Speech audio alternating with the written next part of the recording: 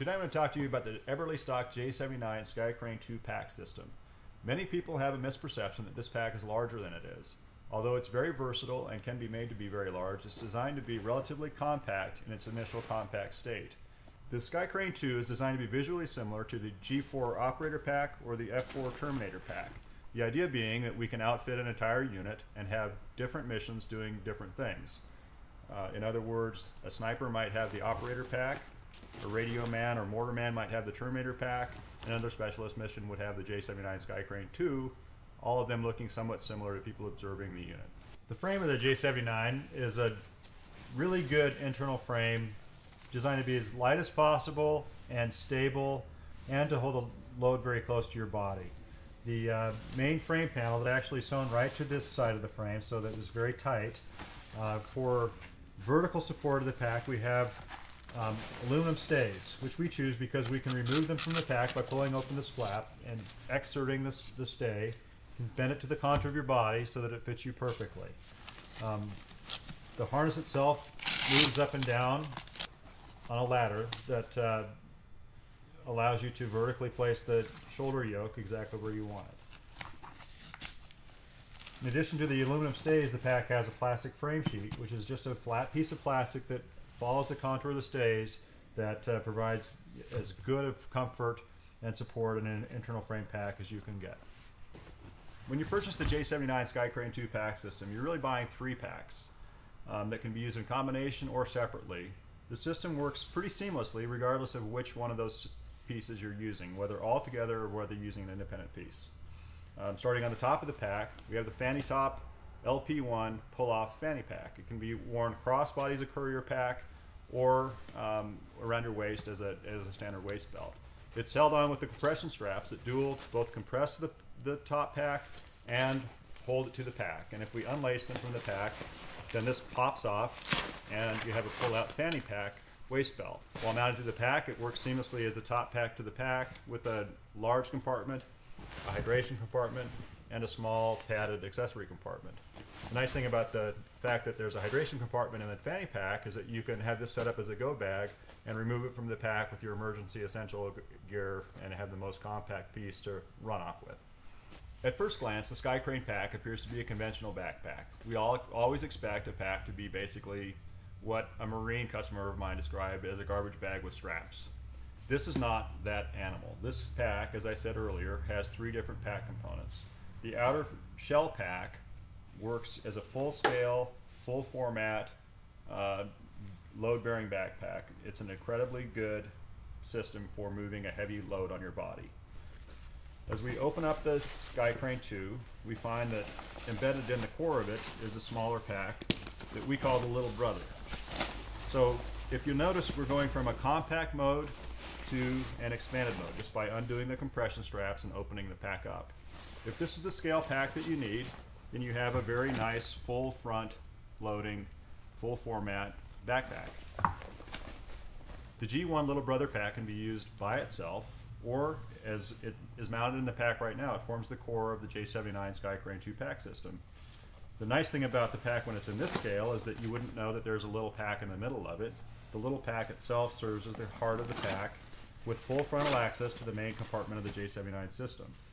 On the outside of the front panel and on the inside we have a full lining of Modular PALS webbing so that you can mount accessories on it and have direct access to them on whichever side of the panel you're using. Once you've opened the front panel, you have full frontal access to the interior of the pack with PALS webbing lining both sides of the main compartment, tuck pockets around the bottom of it for organizing small sundry items. The radio rack in the back wall serves not only to hold a radio but also for any gear rack that you want to keep discrete large objects separated from the rest of the load in the pack. To access it, you just undo these buckles on the top, set the radio in there, and wrap it back in, holding it in place with the cross straps. On the back wall of the interior of the Little Brother pack, you have 2 hydration sleeves, giving us 2 more places in the system to put water.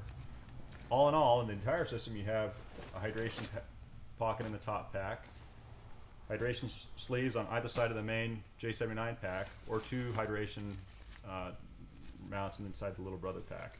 So it's not that you're going to carry that much water, but the point is that you can put water in this pack wherever you want it. When we're going to remove the little brother pack from the system, you simply unzip it. Unhook and unzip.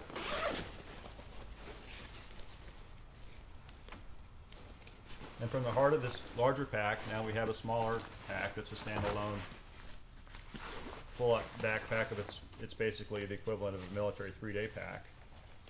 It has compression straps that allow us to compress it flat and control the load, as well as a nice pack harness that's its own pack harness. So we needn't remove the harness from the main pack and mount it to this. It's all ready to go. However, if you want more load-bearing potential in this little pack, the actual waste belt from the J79 pack can be pulled out and inserted into this pack, so we can turn this into a pretty nice little standalone 3-day pack. Again, though, as with most of our products, it has more capability than you would think at first glance. It's designed to work with the A4SS weapons carrier, so we simply open up a tunnel in the pack by finding the zipper and extending it. So you can see I'm just opening up an expansion gusset in the pack by pulling this around. Work it past the load adjusters.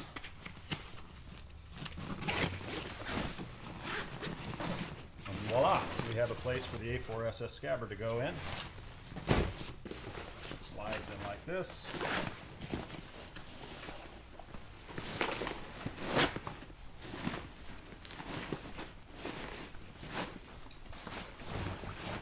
Now we're going to take the tether strap and the hooks and mount them to the inside back wall of the pack to hold the A4SS scabbard inside the G1 little brother. At that point, you have a pack that's very much similar to our G2 Gunslinger 2 or our G3 Phantom pack. With the A4SS weapon carrier mounted in this pack, we can take our sniper rifle, put it in this, and drop the whole system inside the J79, wrap the pack around it, and run off with the J79 system complete. With the little brother pack removed from the J79 main pack, we have now a nice panel that's exposed. That's a full Moller Pals webbing compatible panel that allows us to mount accessories onto the pack. We can hang any kind of accessory that you want on there. And now where this zipper was before used to hold the little brother pack in, it will wrap over the accessories that we have mounted there and zip to itself.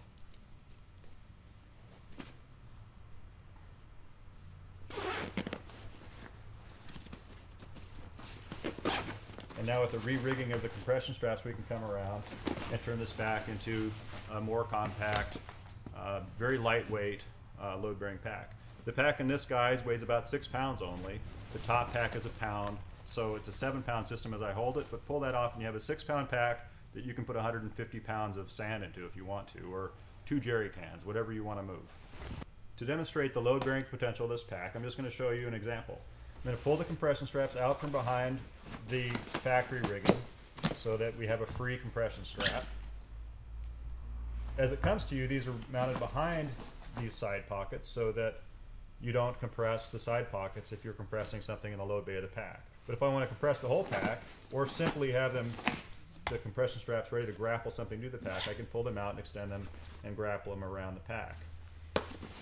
I can carry literally anything I can think of on this pack that's man-portable. So if, for example, I wanted to carry a traditional 50-gallon military duffel bag, I simply undo the pack, open up the load space, drop the duffel bag onto it,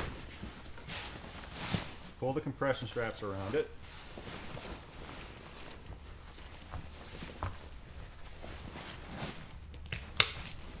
tighten the compression straps up,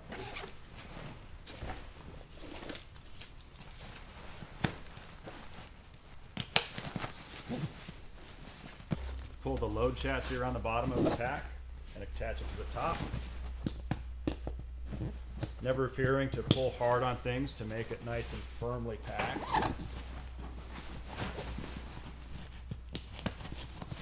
And as fast as I can buckle buckles together, I have a pack that acts like it was seamlessly supposed to carry that load, and off I go with it. So far I've talked to you about the overall utility of the Skycrane pack system, and I think you can see that it's very versatile. But we've pretty much started as a company with our mission being to serve the snipers and the scouts in the world. So for the scout sniper mission, this pack is particularly special in that it's designed to carry weapons in ways that other packs simply are not. We can take the 3-component system that we've purchased as the basic pack and add the A4SS tactical weapon carrier to it. With the A4SS, we can mount it on the main panel of the Skycrane pack, and if this is all the system that you need, you simply wrap the pack back around it and run with your weapon in the pack in the basic pack system. Or we can mount the A4SS into the G1 little brother pack and put those two into the core of the pack and run with it that way with the whole system. We need to take the G1 little brother pack and the A4SS out separately, then they would come out separately. The way it works is the J79 system has portals in the bottom flap and in the top that allow the weapon carrier to insert. The A4SS has hooks on the back and a tether strap that allow us to weave into the webbing that's on the main panel of the pack. So we will do that real quick. So now I have the A4SS mounted into the J79 pack. I tuck the bottom of the scabbard out through the bottom flap and get ready to wrap the pack back together. If I want to use the little brother pack, then it drops on in front, zips onto the sides, and my weapon carrier is soon buried in the pack. If I want to use the pack by itself, then I simply zip the pack back together this way. So now I have a nice weapons pack ready to go. To access the top of the weapon carrier, I come through the back of the pack between the frame and the body of the pack.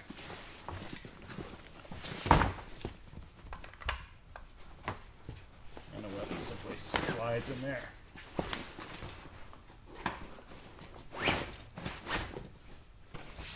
And we're off and running. This whole system, without the A4SS scabbard, weighs 10 pounds. You have a 3-pound core pack, a 6-pound outer pack, and a 1-pound fanny pack. So here you have the J79 Skycrane II system in about a 5,000 cubic inch capacity with the A4SS scabbard mounted into it. To insert the weapon into the scabbard, we open the zipper on the top portal of the pack and simply slide it in. At this point, we see one of the secrets of the Eberlestock systems, and that is that we can make our new rifle scabbard compact and make a sniper rifle disappear inside of this pack. So we can take our folding rifle, stick it inside the pack, and pull the top of the pack over the top of it, and have a very discreet rifle-bearing, load-bearing pack. Now, if I haven't shown you enough to impress you already with the J79 Skycrane pack system, we have one more trick that we can show you. It's not a trick, it's really a practical measure. This pack as it stands is a 5,000 cubic inch pack. It's a good system for holding a load, a bulky load fairly close to your body and transporting it. However, sometimes we need to carry more gear. I showed you earlier how we could just put a duffel bag inside this pack. Well, we can also mount one outside and it'll work seamlessly with the pack. I'm going to take the J3SD Super Spike duffel, undo the compression straps of the pack, and I'm going to undo the zippers that hold the little brother pack into the core. Leaving the little brother pack here because it's loaded with my gear and I want to bring it with me. I'm going to take this fairly light J3SD Super Spike duffel, lay it on the outside of the pack, and now simply zip it to it.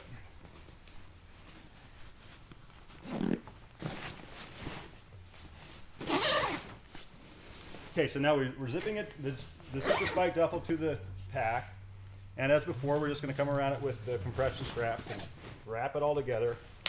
Our packs with these big compression straps are always meant to be used where you bundle the load back to your body to hold it tight, nice and tight. Because at this point, there's no question this is a big, bulky pack.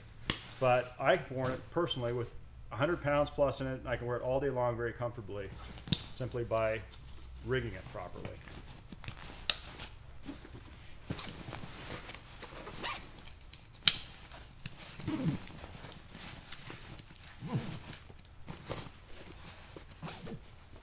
So if that 5,000 cubic inch pack wasn't big enough for us, we now have about an 8,000 cubic inch pack.